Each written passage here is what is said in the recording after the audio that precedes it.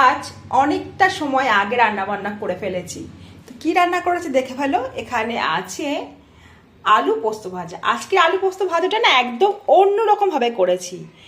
হচ্ছে লম্বা লম্বাভাবে কেটে ভাজা করেছি। এইভাবে নাকি করলে ভালো লাগে খেতে। যাই হোক, সবার কথা শুনে তো চলতে হবে। আর এখানে একটু করলা আলু ভাজা করেছি, তোমার দাদাভাই খেয়ে বেরিয়ে গেছে, অল্প একটু রয়েছে।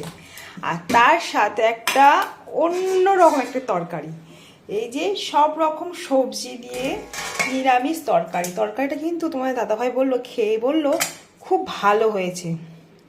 কিছু দিইনি, শুধু কাঁচা লঙ্কা আর একটু কালো জিরে দিয়ে করেছি, সাথে একটু জিরের গুঁড়ো। তোমার দাদাভাই বললো খেতে কিন্তু খুব ভালো হয়েছে।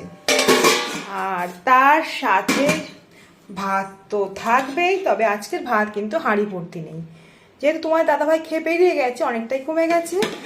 আর তার সাথে এখানে করে নিয়েছি এই যে আমড়ার ডাল। তো এই হলো আজকে দুপুরে আমাদের লাঞ্চ মেনু।